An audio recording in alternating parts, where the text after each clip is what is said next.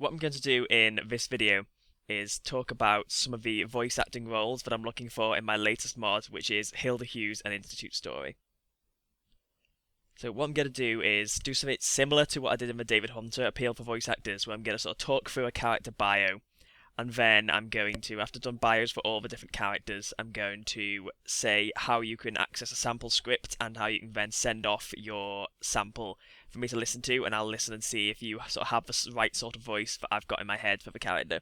So I'll read out the bio so you have an idea of what the character is like, and then you can apply if you want to. And there's going to be lots of different voice roles, some of them quite big, some of them only very small, and some of them won't need as big, as good quality of audio because I'm going to be adding like filters or an echo to it for reasons that you'll see in a minute. So I'm going to open by describing the protagonist of the mod, Hilda Hughes, and that will also contain a very general outline of the plot of the mod so you can have an idea of what's going to be going on. Obviously, there's going to be some spoilers in terms of what characters are in it, but I won't be giving away any massive plot points or anything, assuming anyone's really bothered about the spoilers for quite a small mod. So anyway, here it is. I'll begin with Hilda Hughes. So fading into the render window right now is a still of Hilda Hughes. I'll emphasise those glasses she's wearing aren't sunglasses, they are just regular glasses, but the render window has made them look very dark. So Hilda Hughes, she's an American female, and she's the director of the robotics division in the Institute, and she serves as the protagonist of the Institute story mod. She has a passion for robotics and for simps since she was a little girl, and that passion has stayed with her all her working life.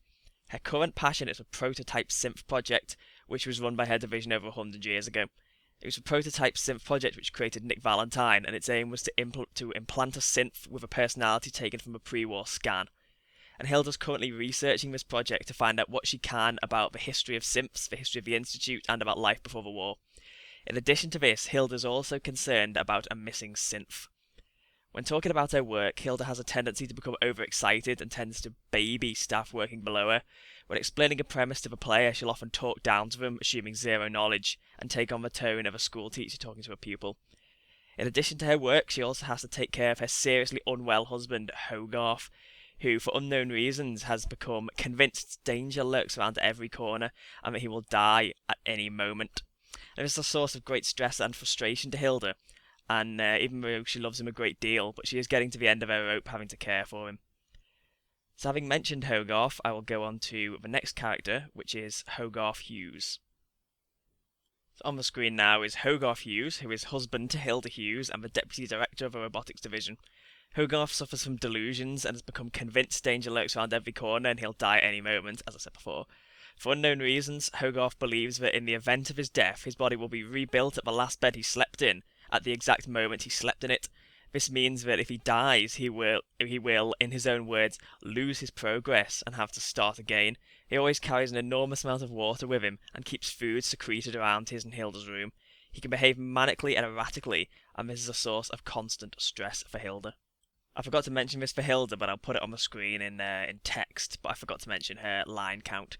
So for Hogarth, I've manually counted his lines, so there might be some mistakes, but he has 147 lines. Up next is Dr. Freddy Hamlin, and she is known as Freddy to most of her colleagues, but rarely uses the name herself. She's the Deputy Director of Advanced Systems and has her sights on one day becoming its director. To that end, she buries herself in work and sometimes cuts her division head out of the process, claiming to be picking up slack. In a bid to get as much work done as possible, she often takes the shortest route to achieving her goals, which can result in mistakes. She is rude and aloof and has little time or inclination to talk to anyone. Even when the player becomes director of the Institute, she continues to believe herself above them. Only when the player threatens her with disciplinary action does she change this attitude. She becomes more skittish and renews her dedication to her work and commits to doing things more thoroughly. And Freddy has a lot fewer lines than the other two, because she's only sort of one of the secondary characters. She has 35 lines. Up next is Dr. Daniel Rhodes, who is Deputy Division Head of the Synth Retention Bureau.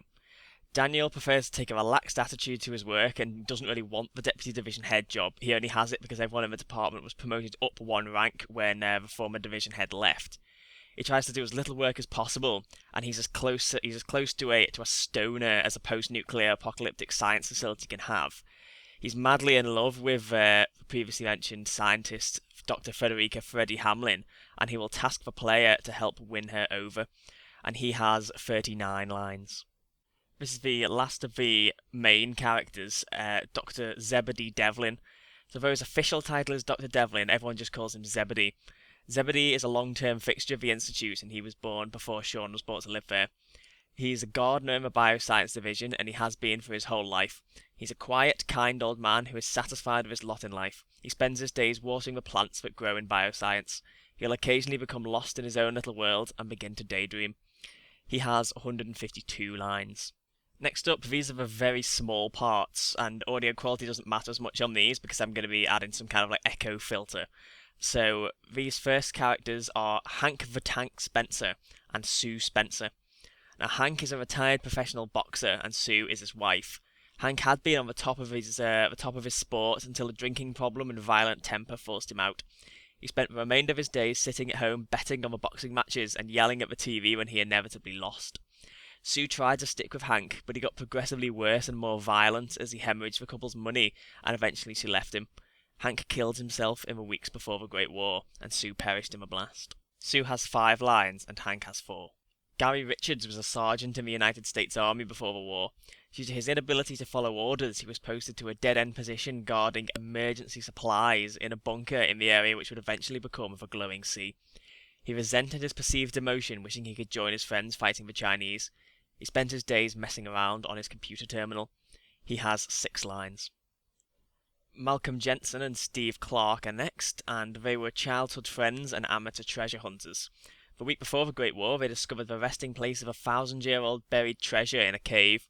The evening drawing in, they decided to return the following Saturday. Malcolm is much more invested in his hobby than Steve. Although Steve enjoys his time with Malcolm, he also has a wife and family to look after. Malcolm has 5 lines, and Steve has 4. Sylvester Sinistra, he'll either have an Italian-American voice or a thick Boston accent, depending on sort of what I decide. He's a mobster who was in charge of overseeing the construction of a panic room in the Harbour Master Hotel, where his boss could take shelter from rival gangs and from the police if necessary. On the day of the bombs, Sinistra was present for the final touches being put on the shelter. He ends up becoming trapped in the shelter with his boss, and over the following months, the two men embark on a romantic relationship. Sylvester has 8 lines. Next up is Sarah Ryan. Against the advice of her friends and family, Sarah Ryan bought a trawler boat which she named the Scrap Queen. Her plan was to make a living dragging the ocean and selling whatever scrap she pulled out.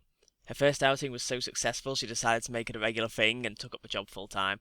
She was out at sea on the day of the bombs, and she has 4 lines. Next we have Dr. Joe Smith, who was a scientist at the Commonwealth Institute of Technology before the Great War.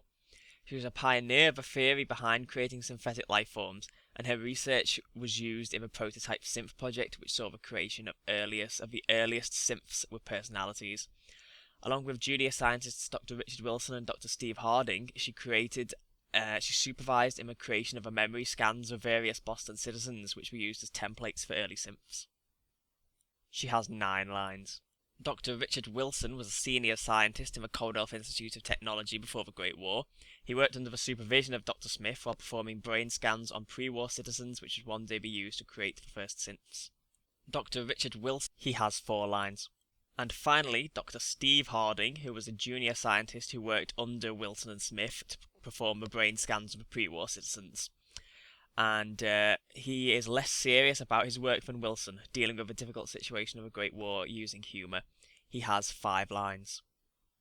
So that is all the characters described, and I'll just clear up how I'm defining a line. I'm defining a line as one lot of 150 characters because that's the response limit, and therefore that will have to be one individual voice file.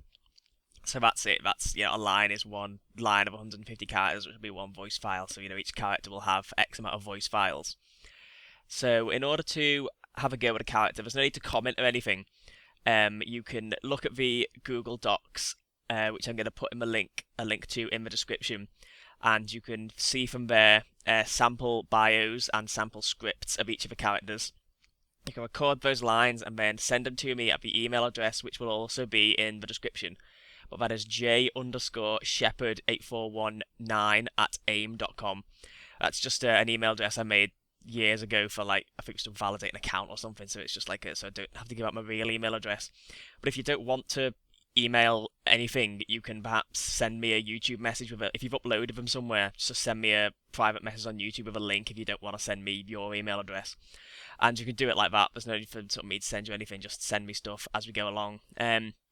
I've not got any particular deadline for it, really. I would like to have chosen my voice actors by the start of next month, but I can really wait as long as I need to, because there's no kind of hurry on it. So that is that. That should be all the information that everybody needs. You can comment with any questions or message me with any questions. But hopefully, some of you will like to have a go at those. I'm going to post on some other websites as well to see if I can find so I can get sort of as large, cast my net as large as I possibly can. But thank you for watching, and goodbye.